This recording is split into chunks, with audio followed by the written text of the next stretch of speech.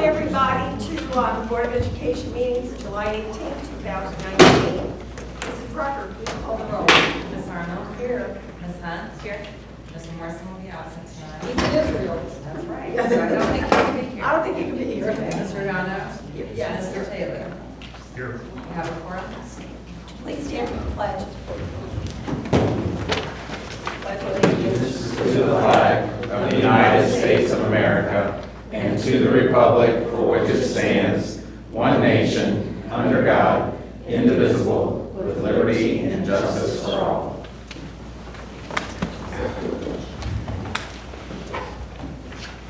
I'm going to need a motion in a second to approve the agenda as presented.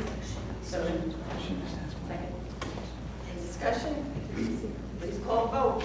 Ms. Arnold? Yes. Ms. Hunt? Yes. Ms. Regano? Yes. Mr. Taylor? Yes. Motion carries. And we're into presentations. Thank you. We have two very exciting presentations. Really, the first one is the most exciting one.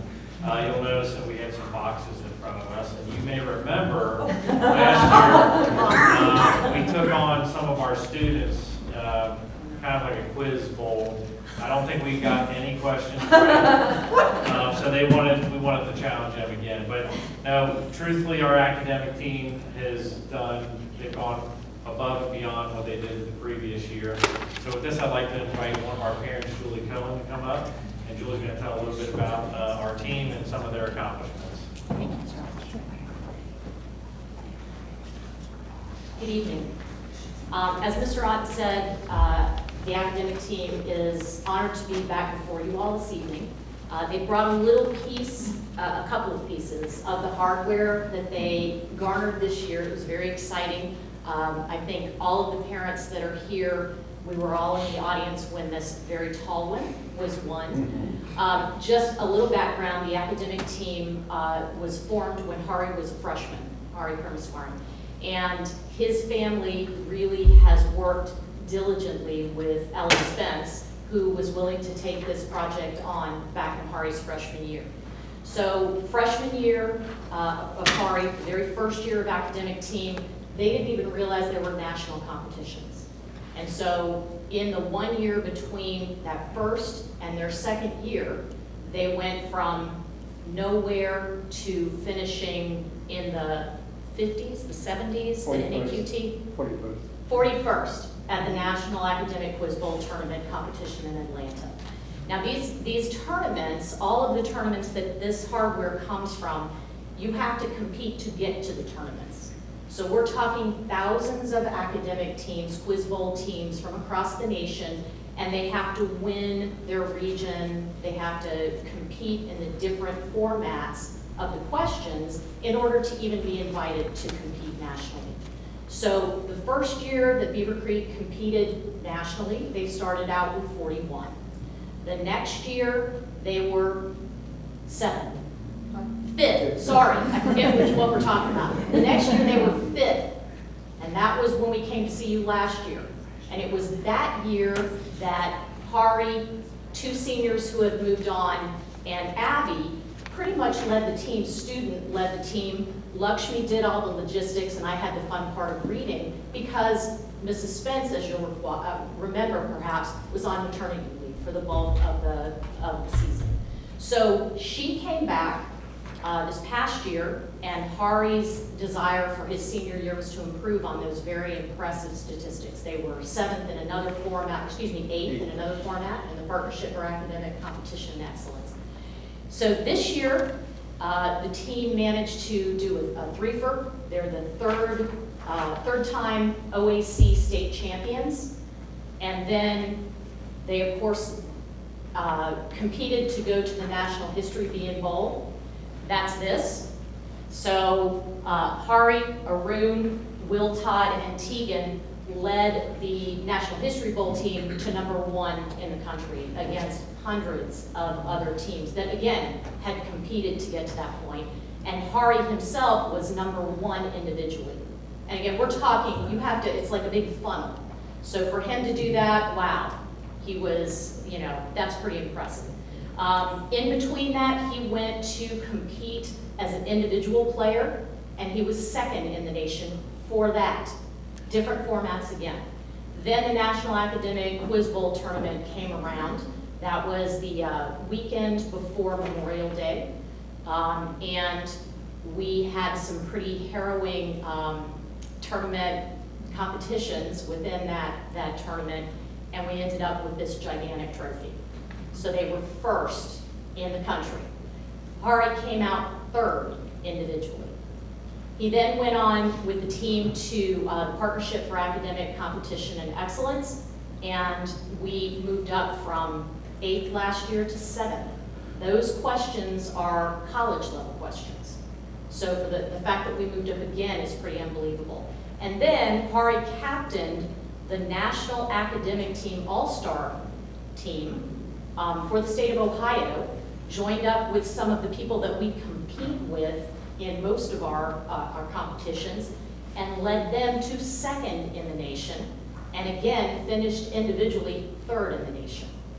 So, pretty banner year for our team captain, pretty banner year for our team, and you know, just as a reminder, the year before we were honored before the Board of Education, Hari, Tegan, Will, who couldn't be here tonight, and Anna Yang led the school to be #1 in the National History JV tournament for the History Bowl.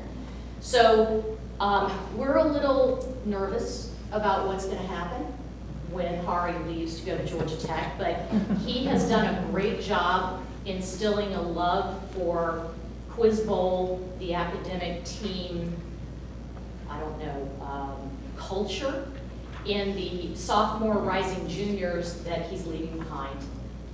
And I know that as a parent who has known Hari, not quite as long, but at least since 6th grade, I personally am going to miss him tremendously. And I know that Ellen wishes she could be here. She's in France, so I don't think she really wishes that much. And I did forget to mention that during this sweep that we had of History Being Bowl, Ellen was also named National History Coach of the Year. So Beaver Creek turned out pretty well in the National History Being Bowl tournament this year. So as I said, the team is very much going to miss Hari. We had a phenomenal season. Tiffany's dad, it was one of the first tournaments he ever went to was the NAQT finals. And as we sat there, it was streamed while it was being played. My older daughter was watching it at a break in a wedding, you know, like a wedding reception, and people were screaming in Rhode Island for her sister. Didn't know anything about Quiz Bowl. Hari, of course, had family cheering him on. But the best of all of it is Tiffany's dad is sitting there, and he was a nervous wreck all day. And so when it came up, they had giant screens, and when it became clear that we had won, he jumped about 5 feet in the air and was hugging anyone who was moving, you know, not moving faster than him. So it was very exciting. The kids did wonderfully, and we really appreciate you welcoming them this evening and making a big deal about it, because we think it's pretty awesome. So thanks for your time. I'm actually going to ask Hari to come up and give some comments. And then we'd like to give you guys a chance to maybe win this year. Yeah. Okay. All right. Oh, my God. Okay.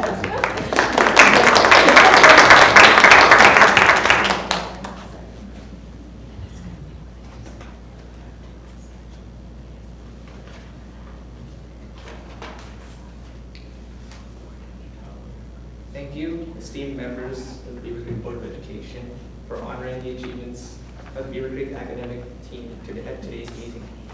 Appearing here this evening is truly a testament to just how far the team has gone since its inception only 4 short years ago.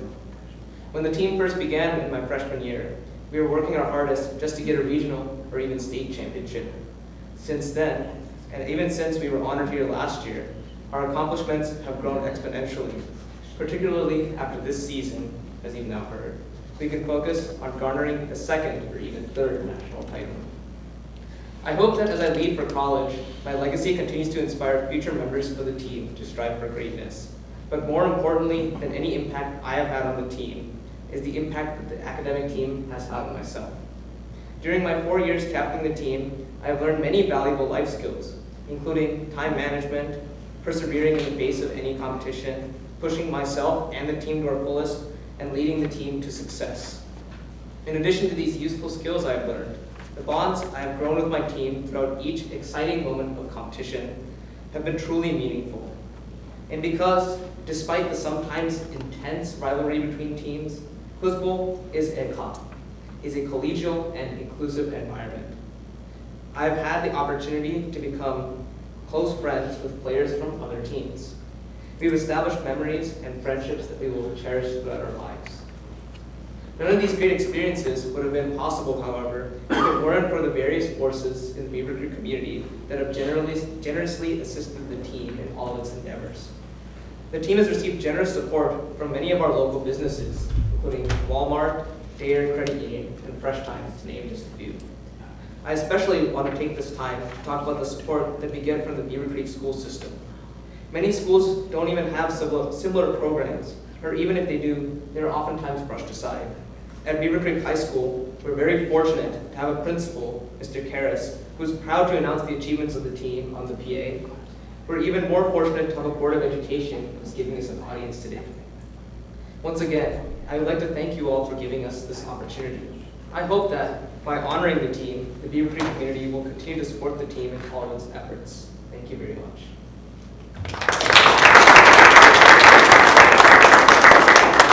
We'd like to give you guys a second opportunity.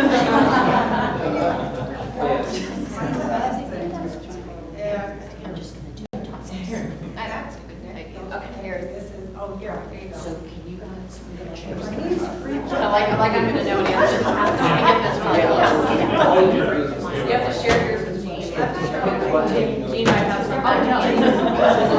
All right, well. No. Watch out, the chairs. Pull a chair up and. Oh, He's yeah. ready. He's got a thing, he's got. Get ready. Everybody have a buzzer. See if you can pull a chair. Pull the buzzer, so. What? Okay.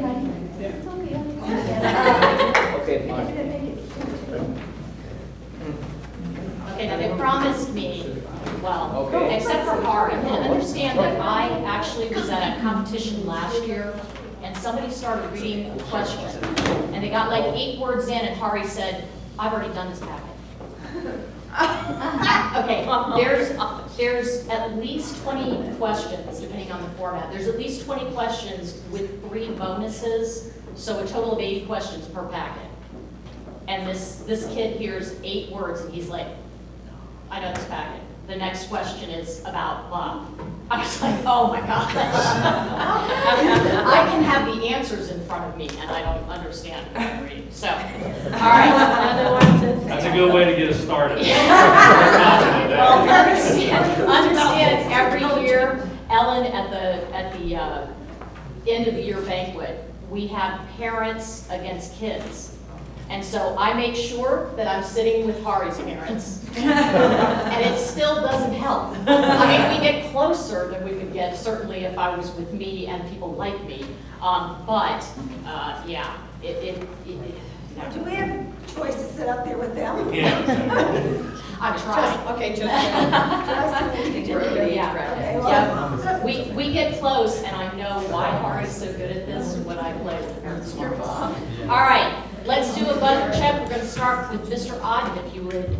Who's got the reset? Abby, you're in charge of reset too. Okay, so if you press, we'll make sure everything's working.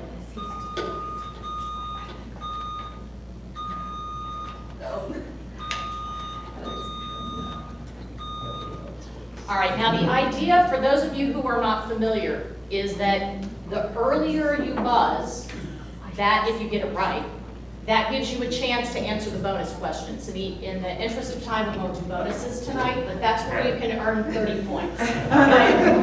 There are some competitions. Yeah, because if you get in there, even with 10 points, you can. In some of the competitions, if you buzz at 1 point, you get 20 points. If you buzz a little bit later, you get 15. And if you wait until all the way to the end, then you get 10. So the idea is to buzz as early as you are sure or pretty sure. Hari says buzz before you're sure, but that's because he knows all the answers. All right, So, is everybody ready? We're ready. All right, toss-up number 1. In this novel, the peasant Hig regains the use of his legs after a salve was made for him for free by a nurse. Since a monarch in this novel refused to marry Alicia, he is attacked by the Blue Knight. I know. For power. Okay, so you guys are now 15 in the hole. All right, ordinarily we would now go into 3 bonuses. They do not necessarily have anything to do with what that toss-up was. But instead, we'll move on to toss-up 2. This leader sent scientists in his country to research facilities that were nicknamed Shrarashkas. Jews in this man's country were targeted in the night of the murder Stalin. for power. You guys better hurry up. All right, toss-up number 3. These cells take on a teardrop-shaped appearance in myelofibrosis. Antibodies that bind to these cells are detected using the Coombs test. One disease in which these cells are malformed causes painful chest crises. These cells develop from reticulocytes Red blood cells. for power. Now, these particular questions, he gets dirty looks from mom if he doesn't get those right, because mom's a doctor. All right. All right, we're gonna give you guys 1 chance. Should we make this triple or nothing, guys? Oh, good. So that they can. She's like, no. No. All right, triple or nothing. You guys do this and it's a tie. Mercy. All right, ready? Toss-up number 4. Although they play on English clubs, this country's national soccer team has included Trojan Mustafi and Leroy Sané. Angelique Kerber plays tennis for Germany. power.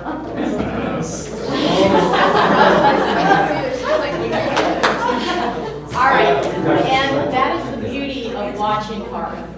So, and the team. He's done a great job getting them to specialize in different things, but that's the way it goes. And there are competitors where Ellen will pat on them and say, it's okay. It's okay. They're really good. So, thank you all very much. You guys good? All right. And Julie, we've got some certificates for the kids as Thank well. you. And if you guys wouldn't mind, we'd love to have you come up with your trophies and get the board with you to get your picture. So we'll get that on our website.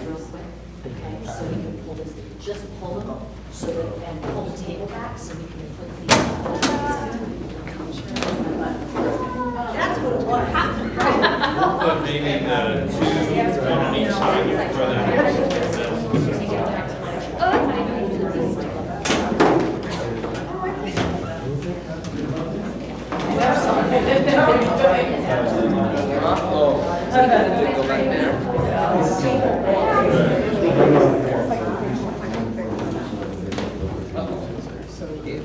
This one might as well just stand on the floor.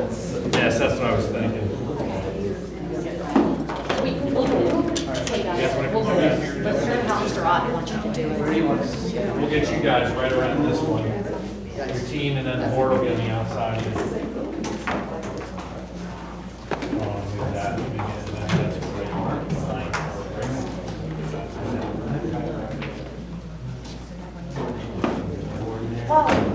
Mr. Ryan. Yes, I'm here. I'll hop in. My camera. All right.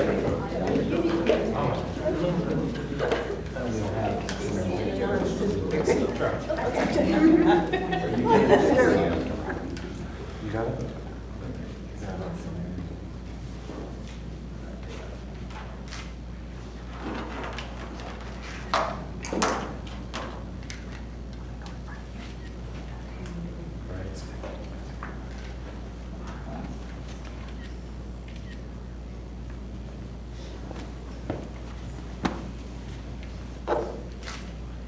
Thank you. All right, well, let's give you guys your certificates.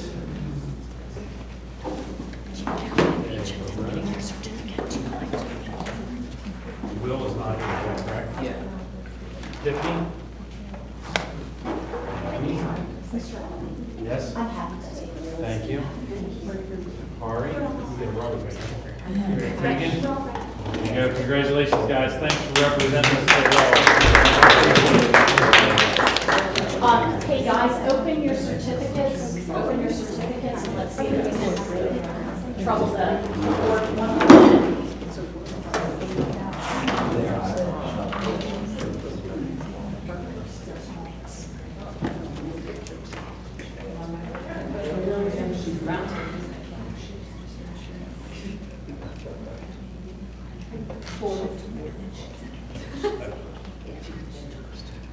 Great,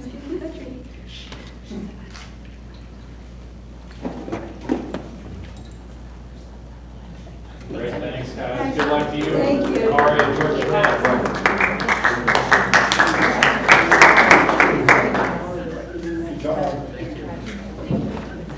Oh, is that close? Julie, thanks. Appreciate that. Thank you. Absolutely. Thank you so much. Appreciate it. All right. See you guys next year, right? Oh, really? Good luck. See you guys next year. All right, good luck at Georgia Tech. You'll do great down there. Thank you for honoring. Yes. Of course. I'm gonna get the questions next time. You're gonna be the reader next time? I'm gonna try to plan some questions. Oh, you're gonna plant some. Plant them, yeah. Maybe we should have Penny answer the, she needs a buzzer for that. I have to tell you, reading is, Oh, I bet. I mean, the names, because they do the most bizarre stuff to write questions about. And then the kids are And then, like, yeah. it's not just pronounced stuff. Yeah, I thanks. make notes, Yeah. right? Thank you all again. Thanks. Have a great evening. Thank you, you too.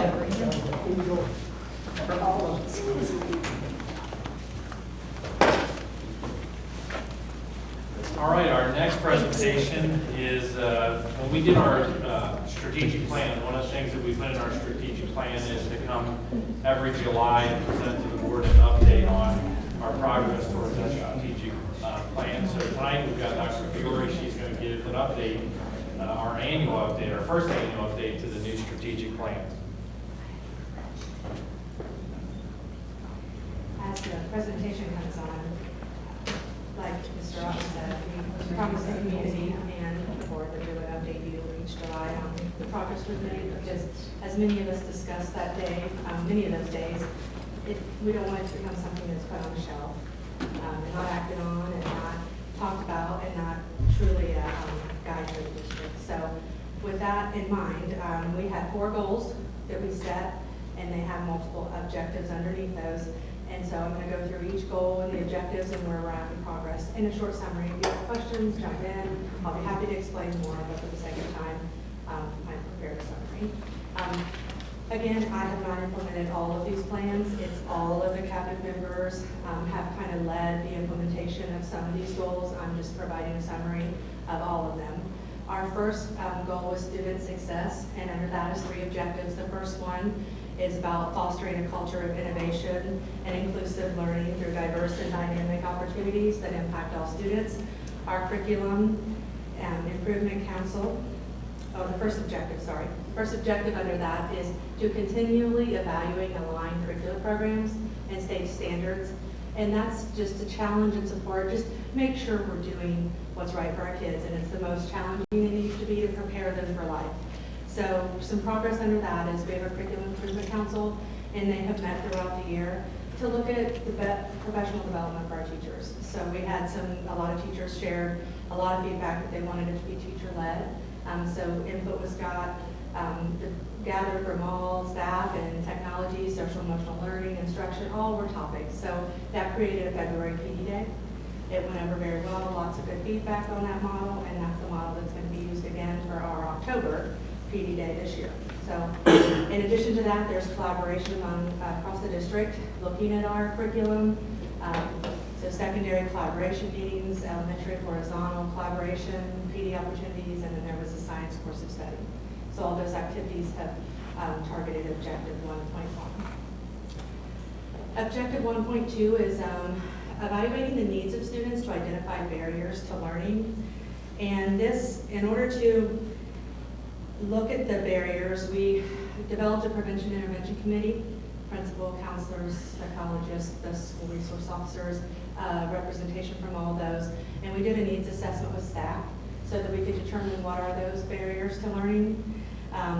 We looked at elementary. The top 3 barriers were attention, distractibility, managing feelings, self-control, and anxious feelings and stress. You'll see it in here. Middle school was anxious feelings, stress, excessive use of electronics, and inattention, distractibility. And high school was anxious feelings, stress, excessive use of electronics, and apathy and lack of motivation. So that needs assessment guided us to write a plan. How are we going to address those areas? So we've developed professional development. What we realized was not everybody knows what we actually have in place. So step one is compiling everything that we have. We were recognized in Mike DeWine's prevention and toolbox for like a couple of the things we're doing, but not everybody knows what's going on in the district. So one of our objectives, which I'd be happy to share with you, in our plan was to make sure everyone knows exactly what do we have to support students, and then providing PD for teachers, parents, and staff on these topics, and students. So that's the second one. The third one is around technology, and this one is looking at investigating and implementing technology that promotes 21st century learning. So it's staying current. How do we make sure that what we're doing is the best for our kids? So Mike has worked with his district technology committee, setting up a future-ready framework, and that'll help guide them through building a technology plan. We have building technology positions that were filled in February after board approval, and they've been having meetings with all the different leaders to look at district needs and inventory so that we can build this plan to ensure that we continue to stay current. That's all of student success, the curriculum, the barriers to learning, and technology. So that's goal one. Goal two is about financial stability. The goal being creating long-term financial stability, continuing to be good stewards of district resources and any potential resources of funding. So we'll create a long-term plan for financial stability as objective, the first objective here, 2.1. 5-year forecast, a levy timeline was created. It's revisited every week in cabinet, just so we continue to have that topic prevalent and make sure that we all know what our needs are. When are we going to have renewals? When are we going to have new money? Just so it's very fresh and everyone's knowledgeable about that. So I've learned more about this than I ever thought I would know this year. So goal two, so objective 2.2 is continually improving upon the implementation of best practices and good stewardship of our district resources. Educating the community. There's been many educational meetings we've had throughout the year, many. And there's the community coffees, just to present on those, the May levy, the emergency levy, and the renewal of the PI levy. So just continuing to educate and share where our money's going, being transparent. The last one is transparency of financial practices. The Treasurer's Department works with all departments, all the buildings, to show all the detail behind the financial statements. Just recently in some of our meetings, just modeling how it changes with the different levies and the different monies we get. And then there's obviously the auditor of the audit with distinction status from the auditor each year. So that's the financial goals, or goal in the 3 objectives. The third one is communication. I combined this one because it's hard to separate some of it. The objectives were to have a 2-way communication plan for internal and external stakeholders. So when I was trying to break apart the progress, it overlapped. So I just combined those. Some of the things that have happened in that area were a new website platform, mass communication, Senga, ongoing PD with staff, how to best utilize these resources that have been put in place, both internally and externally. Expanding the social media presence and content from the building level, and live streaming and taping of district meetings and events. So all those activities have worked towards that better internal and external communication. And goal 4 is operations. There are 3 objectives here. The first one being evaluating growth projections. As you know, proper GIS, there's an acronym I should say there, developed a timeline. They went through the redistricting plan.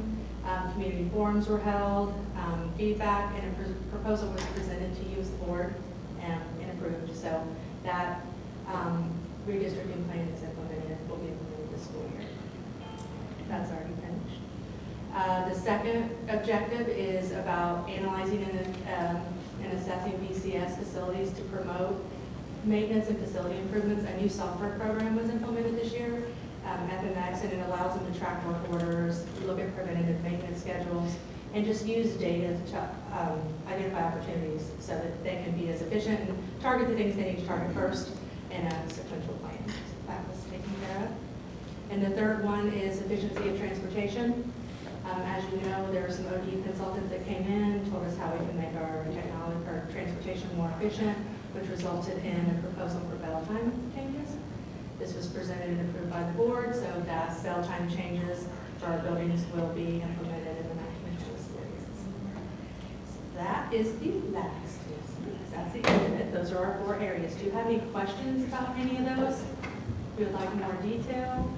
I'm just looking forward to seeing how the beginning of the year goes with transportation and funds. It's going to be interesting to, I know it's well planned, but kids don't always cooperate with good plans. And we had a conversation today with Lindy, and she is very pleased with how the transportation scheduling is going. We're talking like 30 to 34 minute routes, so she knows it's going to be really good. So I think she's excited. But as you said, Peg, it's great on paper, but the day that the bell rings, we'll see how it all turns out. So. And everything's a work in progress. It is. You know, And we have to know if there's problems so we can correct it. There's no Right. perfect plan that we're ever going to It's lay a out work that's in progress, 100%. yeah. It's never going to be that way. People have to speak up and talk to us. So that You have to things start better. somewhere. And this is Yep. good. Good. I think you guys have made a lot of progress. I mean, the only thing I saw in there that I think still needs some attention is that Senga program, parent. I'm not a huge fan. I feel like it's a little bit overkill of communication, so if we can find a way to streamline that. There have been discussions about that. Yeah. How do you make it not become something people don't look at? You know, when you get a daily digest and there's not anything on it. Right. You get desensitized to Right. that email. So Yeah. Ryan's got a lot of feedback. So a fine line between Yes. over communicating and. Sounds Yes. like Dr. Fiore is a parent too. Yes. Yeah, and when you have multiple kids, you get multiple messages, so Yes. it just creates And another. you know, you get so many, you start to look at them and then you miss something. So Yeah. It's definitely been a conversation I've had with Ryan and I know other people have recently. So, and all of these goals, they're not a one and done. Next year, we continue to grow in all of them. So there'll be new initiatives to expand and things like that. So what I like about the strategic plan is that it wasn't sitting on the shelf. No.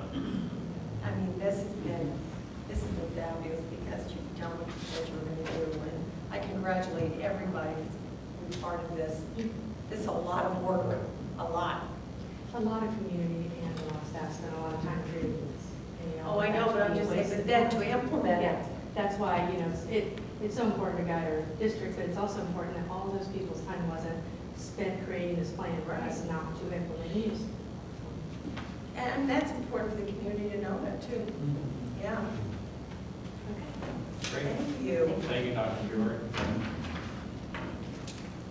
There was no question. And nothing to come. Okay. So I'm going to need a motion in a second for us to go into executive session for the purpose of collective bargaining policy 121.22 G4. So moved. Second. Okay. Mr. Taylor? And we will return. Yes. Ms. Arnold? Yes. Ms. Hunt? Yes. Ms. Regano? Yes. Motion carries. We will go We'll be to back. 7:05. I get to take us out of executive session. Really? So moved. Second. Ms. Arnold? Yes. Mr. Taylor? Yes. Ms. Hunt? Yes. Ms. Regano? Yes. Motion carries. We'll show us out at 7:40. Okay, I'm going to need a motion in a second to approve the board meeting June 20th, 2019. So moved. Second. Any discussion? Please call the roll. Ms. Hunt? Yes. Ms. Arnold? Yes. Ms. Regano? Yes. Mr. Taylor? Yes. Motion carries. Now, items of board discussion. We have 2 items for board discussion tonight. Both are Mr. Thompson, so I'm going to ask him to come to the podium to share this with the board. Good evening. Tonight, the first option for discussion is transportation personnel, and this is in regards to a department office assistant. This would be on page 114 in the board book. Tonight, we want to approve a new job description for a department office assistant, and then we will be able to post a position, go through the selection process, and have a recommendation for hire next month. Again, job description is on page 114. It is very similar to a building office assistant, which is what we already have to use in the buildings. The same pay, the same classification, and it's on the same 180-day calendar. So why do we need this in transportation? Really, well, one word answer, workload.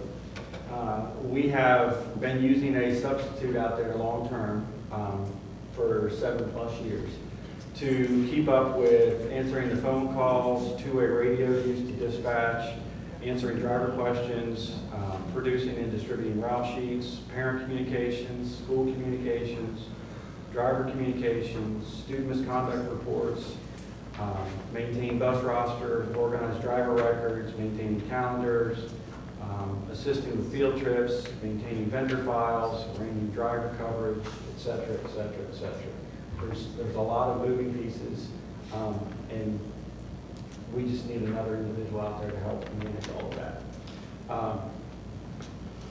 We need this position to correct the reliance and overuse of a substitute out there, and this has been brought to our attention on more than one occasion from BCEA. So tonight, we will be requesting approval for a department office assistant, and then next month, we anticipate to have a recommendation to fill that position. So that is the first item. Do we have any questions or comments in regard to that? Okay. The second item I have tonight is with transportation as well, substitute bus driver rates of pay. And that is a handout to the front cover. There is a comparison of substitute bus driver rates of pay. So why do I need to bring this out? Well, we have a need for drivers, as does everyone else in the state and the country. There is a national shortage of drivers, and that has created a competition for trained drivers. We need those good people. Why is there a shortage? Well, there's long hours. They have to come in early and stay late and have a break in the middle of the day. Not all people like that.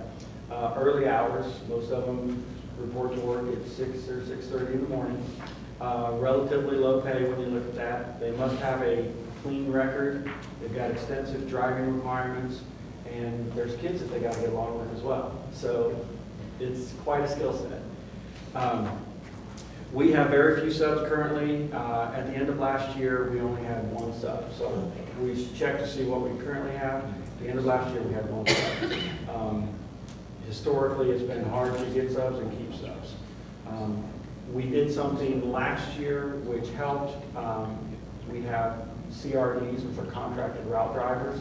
So they are kind of like full-time subs that report every day. They don't know what their route is, so that has helped some, but we still need to keep the pipeline full of quality substitutes. So again, there's a competition for these quality employees. We have to have a competitive package to offer them.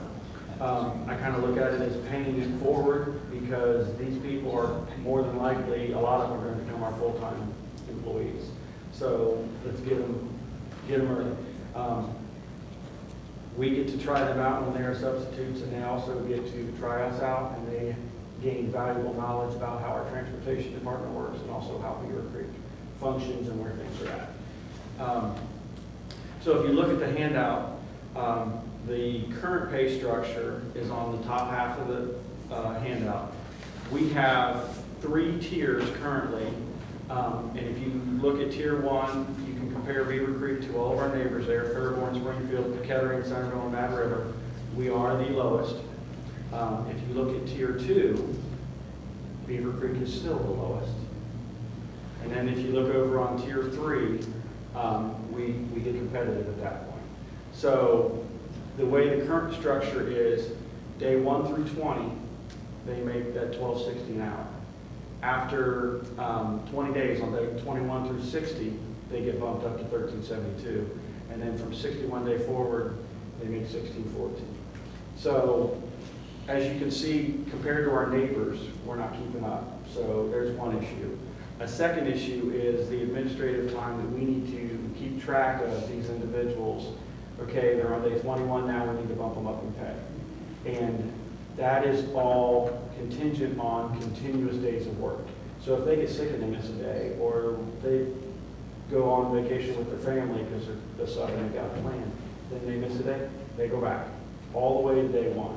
And they could be an employee that has worked with us for a long time, and we really rely on them. But if they missed a day for a valid reason, in my eyes, they would still go back to day one. So that doesn't sit well with some of them, and I can understand why. So the bottom half shows a recommendation or a proposed pay increase of $16.50 across all tiers from day one moving forward. This puts us close to the top compared to all of our neighbors, which I think we need to position ourselves there to get the subs. Based on last year's sub usage, because I'm working with the treasurer's office, I'm like, if we do this, how much is it going to cost us? Because it's going to be an increase. How big of a hit is that going to be? Based on last year's sub coverage, it's only going to increase our expenses about $3,500 a year. So that's not, in my eyes, too bad of a pill to swallow. We didn't use a lot of subs last year. We scrambled. We had people shifting routes to get it done. But this will help, I think, manage our daily operations out there as well, to have those people available. Yeah. I was going to say we had Mr. Hott, Mr. Yes, Enix, and myself. three subs sitting here, look at the triangle. Yes. That's why we want the sub pays though. Yeah. Oh, that's good. Right. I don't think it's gonna cost us $3,500 when you think of it that way. Yeah. So, big picture, how does this put us? As you can see, compared to our neighbors, we're going to be closer to the top. We'll actually be second to the top. We will be a little bit higher than Centerville, which is might help us a little bit.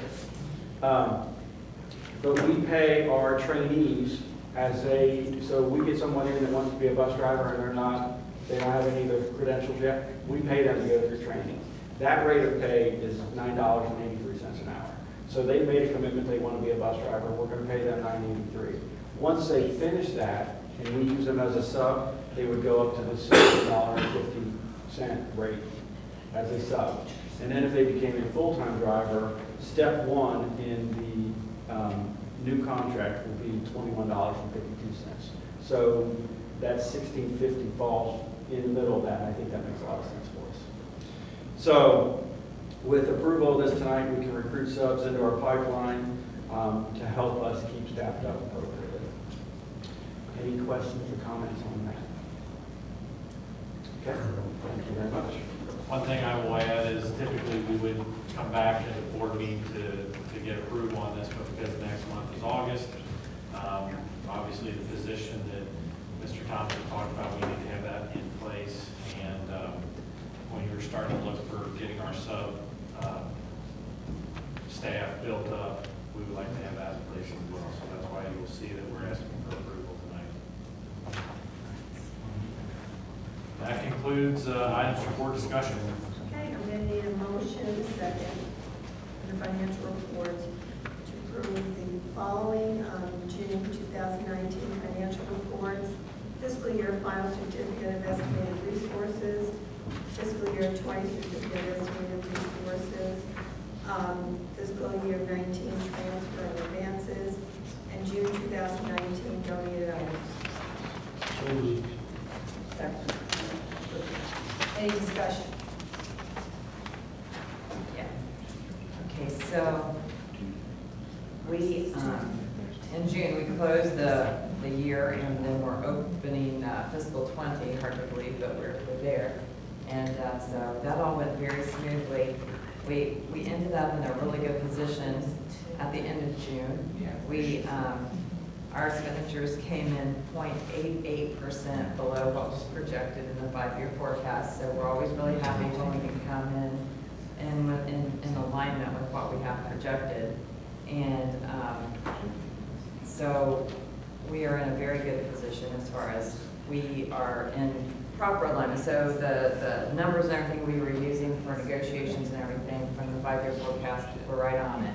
The other thing I wanted to mention tonight is, let's see, I got a phone call from Jim Oddie at 4:39 p.m. this afternoon from Channel 7, wanting to know about our position on the simulations from the new budget that was released, of which I didn't get the simulations until an hour later from OSBA. So tomorrow morning at 9 o'clock, he's going to come and ask us some questions. But how that shook out for us is that in fiscal year 20, the new budget, which is the new funding formula, how much money we're going to be getting from the state, we will get approximately $400,000 additional from the state than what we had in fiscal 19. So that's good.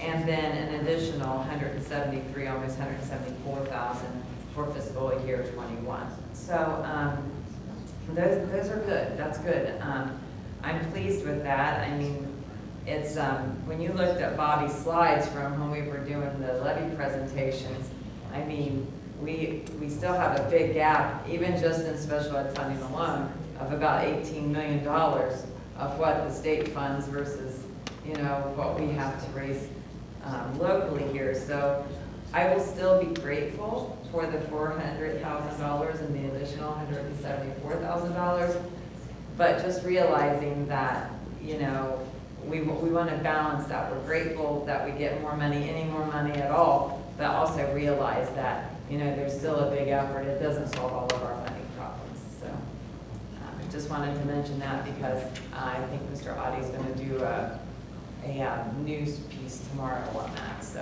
heads up on that. And I think that concludes my report. Questions? So that additional funding, was that from the thing that they said was The wraparound services. dedicated for Yeah. systems that are growing? It's going to be the total student wellness and success funds, and then enrollment growth supplement. This is how what they're calling that. So of that 400,000, 281, almost 282 is student wellness and success funds, and 109, almost 110,000 of it is the enrollment growth supplement. Now, I only know enough to be dangerous about what we can and can't spend those monies on at this very moment in time, but I will continue to learn. So the growth, it nets us about 10 kids Yeah. funding. I hope no more than that, maybe I'm just kidding. Roll Any call. discussion? No? Okay. Call the vote. Mr. Taylor? Yes. Ms. Arnold? Ms. Hunt? Yes. And Ms. Redondo? Yes. Motion carries. All right, items for board action, I need a motion second to approve the following: employment, salary changes, leave of absence, terminations, job descriptions, approval of ECA negotiated contracts, approval of administrative salary schedules, approval of manager coordinator salary schedules, approval of non-bargaining unit exempt confidential employee salary schedules, approval of shared services agreement, approval of transportation personnel, approval of transportation subpay, approval of resolution of agreement to join the Optimal Health Initiatives Consortium, approval of Neola policy updates presented on 6/2019, and the approval of the 2019-20 student handbooks for preschool and first home. Any discussion? Yeah, I'd like to just touch on a few of these items. First one, item B, is the approval of the EEA-BCEA negotiated agreement. We began negotiating back in February and March timeline, and I will tell you that we're very pleased to be able to work with both associations so collaboratively. The leadership of both those groups is outstanding, and I believe we've got a great deal here for not only our board, our associations, but also our community. Items C, D, and E, I'm lumping those together as we talk about salary changes. Those groups are not in those, so we look at those and we group them separately. So that is what C, D, and E is. Item F is just a reminder that we are going to be doing shared services with East Dayton Christian School. We'll be providing some food for them through cafeteria services. And then item I is part of the negotiated agreement with BEA, BCEA. That's a resolution to join Optimal Health. That is, beginning in January, we will be going under what is the Butler Health Plan, which will be saving our district and our community millions of dollars to do that. So this is the first step to confirm that agreement with Butler Health Plan. And that concludes my items. Okay, please call the vote. Ms. Arnold? Yes. Ms. Hunt? Yes. Mr. Brown? Yes. Mr. Taylor? Yes. Motion carries. And we're going to announcements. Parents' Night Out at Charlotte Elementary is July 20th from 5:30 to 7:30 p.m. Fill the Bus School Supply Drive is going to be held in Maine, August 2nd and 3rd from 9 a.m. to 3 p.m. New Military Family Night at Coy Trade Line Commons area will be August 8th from 5:30 to 7:30 p.m. First day back for students, it's hard to believe, August 14th. And the next Board of Education meeting will be right here on August 15th at 6:30. And that takes us to board comments, Mrs. Arnold. Mrs. Arnold is very happy. Okay, good. I couldn't be happier. I've been on this board through so many ugly and sad negotiations that I just cannot give enough kudos to teachers, their union, the classified employees, their union, and to our management team, because this is an amazing thing for me. As you know, I keep saying I'm amazed, and it's lasted for a week. So I think it's going to last a lot longer. Good job, everybody, and couldn't be happier. Thanks. Mr. Taylor. Also very happy.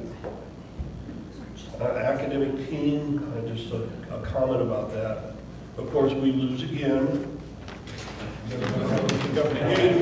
came that Look, close they can do to- this. We can be prepared. We're still going to lose it. But I think what it really speaks to is the diversity is such a strength for our system. Just from top to bottom, different cultures, different interests, different passions that our students bring to our system. And those same three attributes go for our staff and our advisors, for the clubs and our teams and all of those things that make us special, what we recruit is. Dr. Fiore's update on the strategic plan. Strategic plans should be the goal of all systems, and constantly have to be working toward improvement. And even with my own business and my construction workers, it is every day is working to and striving to be better than we were the day before. And as a system, and that seems to be where we're heading. And hats off to you for that. And of course, we're always will be a work in progress as our community changes and our needs change. And I think the strategic plan addresses that very well and gives us the vehicle to operate toward that improvement. So that's all I have to say. Okay, Mrs. Hunt.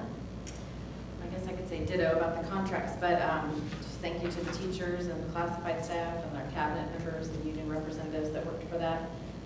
The savings that it saves our community is huge, and I think will make some of our decisions down the road a little bit easier to make.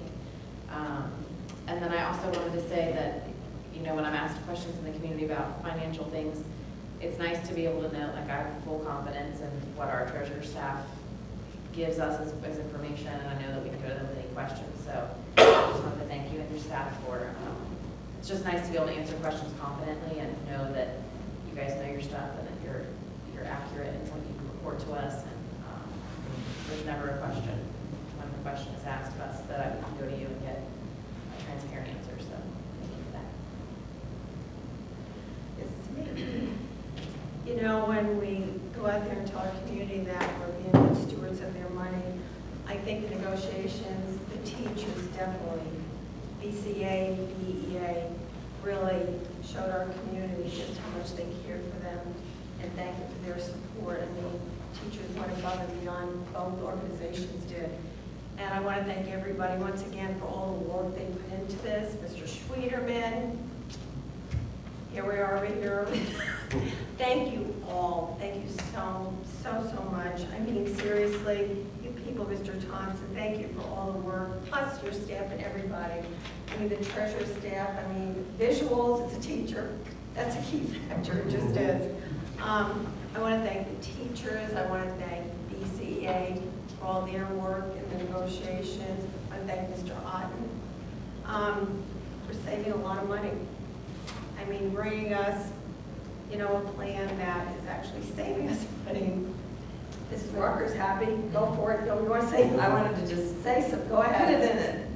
put it in perspective, That's what I really. want that. And the That's why I five-year read it. forecast, if you look at it, year 2 through 5, we were looking at what our bottom line expenditures would have been without BHIP and what it is with BHIP, and we have a $9 million savings at the end of 4 years with the contractual raises and all of that. And those are estimates, because we don't really know how many people's going to take, you know, with what plan. Right. But it's a very conservative estimate, so I think it's going to be at least $9 million savings over the next 4 years. So that's great. That's a lot of money. That's great.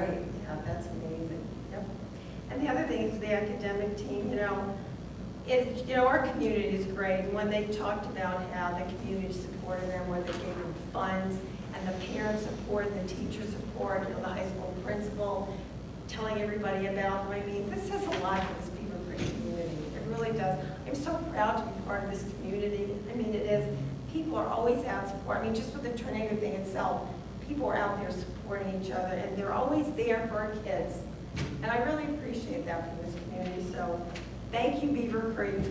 We love you, and we thank you for your support. And with that, I hope everybody's having a nice summer. I mean, it's hard to believe. Did we just get out of school? I know. I'm like, that was quick. That just I mean, yeah, really. I'm probably the only person who loves to eat. I'm just saying. The hotter it gets, the happier I am. I mean, I don't like winter, so, you know, when it's the heat index is 115, I'm like, I'm good. You're coming to work with me tomorrow. Okay. Actually, I don't have to be at work myself, but okay. Just saying, Charlie's kidding me. I'm just like this. What can I say? So, yeah, it is what it is. So with that, we're going to adjournment, and I need a motion and a second to adjourn. So moved. Okay. See you all next month, or maybe sooner.